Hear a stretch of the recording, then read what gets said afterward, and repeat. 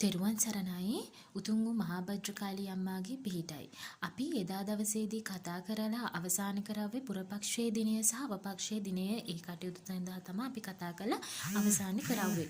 ඉතින් අද දවසේදී අපි පටන් ගමු මේ දේවස්ථානය උදෑසන ආරම්භ කරද්දී කොහොමද ආරම්භ කරන්න ඕන කියන ආකාරය සහ දේවස්ථානයකට අවශ්‍ය ද්‍රව්‍ය මොනවද කියන එක අපි අද දවසේදී කතා කරමු. ඇත්තටම දේවස්ථානයකට අපි මුලින්ම පැමිණෙද්දී අපි නාපිරිසිදු වෙලා ඒ අවශ්‍ය කාරණාව ඉෂ්ට සිද්ධ කොටගෙන තමයි එන්න ඕන. අපි මොනම වෙලාවකටත් මස් මාංශ අනුභව නොකර තමයි දේවස්ථානයේ වැඩ කටයුතු ආරම්භ කරගන්න ඕන. බොහෝ දුරට කිරෙන් පිසු ආහාර හෝ පහළතුරු වගේ දේවල් තමයි අපි ආහාරයට ගන්න ඕන. ඉතින් ඒ අරගෙන තමයි දේවස්ථානයේ ඇතුළට එන්න ඕන. ඉතින් මම පෙළක් වරම් දරුවන්ගේ දැකලා තියෙනවා දේවස්ථාන කිසිම පිළිවෙලක් නැහැ, පිරිසිදුකමක් නැහැ.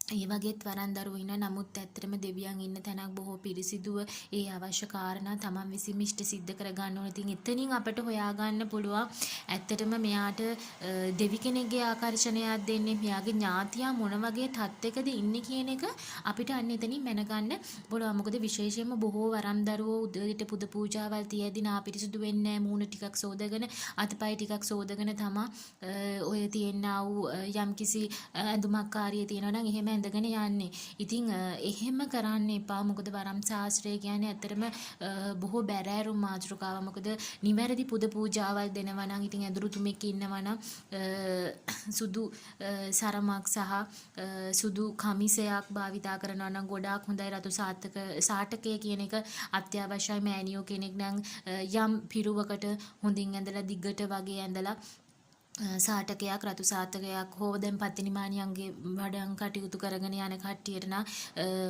අපි කියනවා කහ පාට සාටක සලු පරිඳිනවා කියලා. ඉතින් ඒ වගේ තමන්ගේ වරම් දේවතාවක් කියන හැටියට තමයි මේ දේවල් තීරණය වෙන්නේ. ඉතින් ඒ ආකාරයට පිරිසිදුව යන්න ඕන දේවස්ථානයක ඇතුළට යද්දී.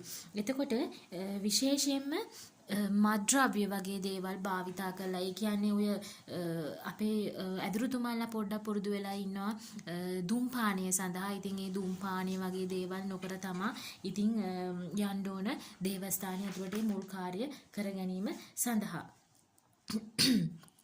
ඒ වගේම තමයි අපි මේ දේවස්ථානයක් කරගෙන යද්දී අපිට අත්‍යවශ්‍ය වෙන ද්‍රව්‍ය තියෙනවා. ඉතින් බඩු මුට්ටු ඒවා තියෙන. ඉතින් අපි ඒවා අනිවාර්යෙන්ම දේවස්ථානයට අපි ළඟා කරගන්න ඕන. පෙළක් වෙලාවට දේවස්ථානයේ මුල් කාලයේදී ඉතින් හැමදේම අපට ලැබෙන්නේ නැහැ. මං උනත් මුල් කාලයේදී පටන් ගද්දී ඇත්තටම මට පිළිරුවක්වත් තිබුණේ නැහැ. මම ඡායාරූප වලින් තමයි මේ හැමදේම කරගත්තේ. ඉතින් මේ පේන විදිහේ රූප භාවිතා කළා තමයි මම පහන් පුද පූජාවල් තියන්න මුලින්ම පටන් ගත්තේ. කාලයක් යන්නට ඇවෑමෙන් තමන්ගේ පින මෝරද්දී මිනිසු තමන්ට අත්‍යවශ්‍ය බඩු භාණ්ඩ ආදියද ඒ වගේම දේවස්ථානයේ සැදීමට උදව් උපකාරද මිල මුලාන් අදින්ද ඒ වගේම තමා බඩු බාහිර ආදී අතින්ද තමන්ට උදව් පදව් ලැබෙන ඒ තමන්ගේ කැඹුරුම් මාලාව අනුව අපිට විශේෂයෙන්ම අපිට දෙවියන්ගේ රූප අවශ්‍ය වෙනවා අපිට පුද පූජාවල් පවත්වන්නට.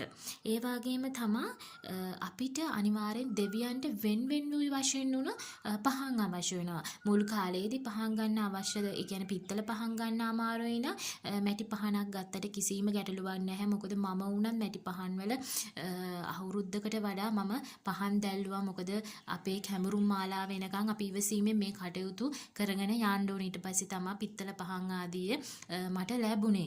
ඉතින් ඒවත් එන නරයන් හරහා තමයි එන අපේ දරුවෝ, ඒ කියන්නේ අපිට අසරණ වෙන දරුවෝම තමයි අපිට යාළගේ වැඩ කටයුතු සාර්ථක වෙලා මේ දේවල් ලබා දෙන්නේ. විශේෂයෙන්ම අපි දේවස්ථානයේ කෛල වැලක් තියාගන්න ඕන. කෛල වැලක් කියන්නේ කෛල වැල් කියන ගස් වර්ගයක් තියෙනවා. ඉතින් මේකේ අඩි 2 කෝටුවක් අපි හදා ගන්න ඕන. මේකෙන් අපි මිනිසුන් මේ තරවටු කරන්නවත් ගහන්නවත් නෙවෙයි.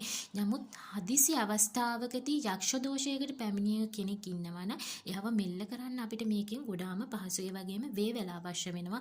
විශේෂයෙන්ම සිද්ධ සූනියන් අප්පච්චිය හරහා වැඩ කටයුතු කරනවා නම්, දැඩිමුණ්ඩ අප්පච්චිය හරහා වැඩ කටයුතු කරනවා නම්, කඩවර අප්පච්චිය හරහා වැඩ කටයුතු කරනවා නම් මේ වේවැල කියන එක අති විශිෂ්ටයි. මොකද ඒක අපට අවශ්‍ය වෙනවා. ඒ වගේම තමයි ඇදුරු සලුව. මම අර කීවේ සාටකය කියලා පෙළක් කට්ටිය කියනවා, සලුව කියලා කියනවා. ඉතින් එහෙම. එතකොට මේක රත්න වර්ණයෙමුත් ගන්නවා. ඒ වගේම රන්වන් පාටිනුත් ගන්නවා. ඒ වගේම කහ වර්ණෙනුත් ගන්න අවස්ථා තියෙනවා. සහ කළු පාටිනුත් ගන්න අවස්ථා තියෙනවා. මේ රත්න වර්ණයෙන් ගොඩාක් දුරට ගන්නේ කතරගම දෙවියන් හරහා සහ භද්‍රකාලී අම්මා හරහා, සොහොන්කාලී අම්මා හරහා එන වරන් වලට බොහෝ දුරට රත්න වර්ණයෙන් ගන්නවා. සහ සූනියන් අප්පච්චි හරහා එන වරන් වලට. එතකොට කඩවර අප්පච්චි හරහා එන වරන් වලට බොහෝ දුරට කළු පාට සලුවක් පනදින අවස්ථා මම දැකලා තියෙනවා. ඒ වගේම පත්තිනි අම්මා හරහා වරම් මාලාවක් කරන බොහෝ දුරට රත්රන් පාට සහ කහ පාට සලු පළඳින අවස්ථා මම දැකලා තියෙනවා. ඉතින් මෙතනදී අපිට පොදුවේ රතු පාට ගන්න එක කිසිම ගැටලුවක් නැහැ. ඕන දෙවි කෙනෙක්ට ඒක පුද පූජාවල් වශයෙන් බලාපොරොත්තු වෙනවා යාලා රතු පාට කියන එක. ඒක කිසිම ගැටලුවක් නැහැ. මේ සලුව ගත්තාම Taman සලුව කරට දාගත්තා. ඊට පස්සේ ආය ගලවලා ගියා විසික්කවයි. එහෙම දෙයක් නෙවෙයි මේක. මේ සලුව කියන එකේ ලොකු මාතෘකාවක් තියෙන හේතුව මේ සලුව කියන්නේ අපිව පිළිඹු කරනවා. මොකද අපි ඇදුරුතුමේ අපි මෑනියෝ කෙනෙක් කියලා පිළිඹු කරනවා මේක. මේක ඇවිල්ලා මේ සලුවට යක්කුත් බයයි කියලා කියනවා. අර කියන්නේ සිවුරට යක්කුත් බයයි කියලා. ඒ වගේ තමා මේකටත් යක්කු බයයි. මොකද දන්නවා මේ සාටකේ දාගෙන ගැම්මෙන් ඒ කියන්නේ හරි නිර්භීතව ඉන්නවා කියන්නේ ඇදුරුතුමෙක් මෑණියෙක්. ඉතින් අති විශිෂ්ටයි කියන තමා තියෙන්නේ. මොකද අර මාන්නය නැතුව ඉතින් එහෙම ඉන්නවා කියන්නේ ඇත්තටම වරන් දරුවෙක්ගේ ලොකු ජයග්‍රහණයක් බව තමයි පෙන්වු කරගෙන යන්නේ. එතකොට විශේෂයෙන්ම මේ බස්තම කියන එක අපේ ආධුනික වරන් දරුවෝ පෙළක් කට්ටිය දාන්නේ නැහැ. මේ බස්තම කියන්නේ ඇත්තටම සැර යටියක් මේක. මේ සැර යටිය විවිධාකාර විදිහට අද කාලේ නම් හදනවා. අර නයිපෙනේ එහෙම දාලා ඒ විදිහටත් හදන අවස්ථා තියෙනවා. ඉතින් එහෙම වරන් දරුවෙක්ට ගන්න පුළුවන් නම් එහෙම ගන්න යම් අවස්ථාවකදී Tamante එන ආතුරයෙක් ගෙනත් දුන්නොත් ඒකත් ලබා ගන්න. විශේෂයෙන්ම මේ අවස්ථාවේදී මම කියන්න ඕන ලොකු කාරණාවක් තමයි අපිට ඔය පෙළක් දේවස්ථාන වහලා අපිට පිළිරුවවල් ගෙනත් දෙනවනේ. ඒවා ගන්න එපා. මොකද ඒ දේවස්ථානයේ මොන විදිහට වැඩ කටයුතු උනාද, ඇයි ඒ දේවස්ථානයේ වැහුනේ කියන එක අපි ගොඩක් දුරට හිතන්න ඕන. එතකොට අර අහක යන නායක රෙද්දස්සි දාගෙන කෑව වගේ වැඩක් තමයි අපිට වෙන්නේ. ඒ නිසා අනුන්ගේ බඩු බාහිර ආදිය ගද්දී ඔය වරන් හිර වුණ දරුවන්ගේ බඩු බාහිර ආදිය ගද්දී බොහොම පරිස්සමට. මොකද තණ්හාවට ගත්තා වගේ නෙමෙයි, අන්තිමේට ඒක බොහෝ පීඩාකාරී තත්ත්වයක් බවට පත් වෙනවා.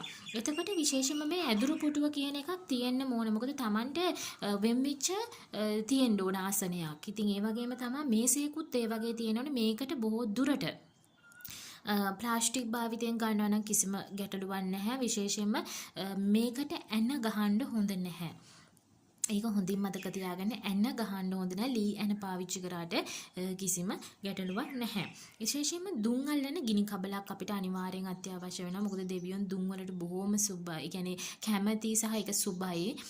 මොකද සුවඳවත් බව තමයි දේවස්ථානයක තියෙන්න ඕන. මොකද දැන් මගේ දේවස්ථානයේ අහල පහල නිවෙසල කට්ටියක් කියනවා ඒ තරමට සුවඳ එනවා කියලා. ඉතින් මීටර් 100ක් 200ක් දුරට සුවඳ යනවා කියලා කියනවා. මොකද දෙවියෝ ආශිර්වාද කරනවා. දෙවියෝ බැල්ම හිලෙනවා. මොකද එතකොට දෙවියන්ගේ සුවඳත් අර සුවඳත් එකතු වෙලා නේද ඊටමත් දුරට විහිදිලා යනවා ඒ සුවඳවල්.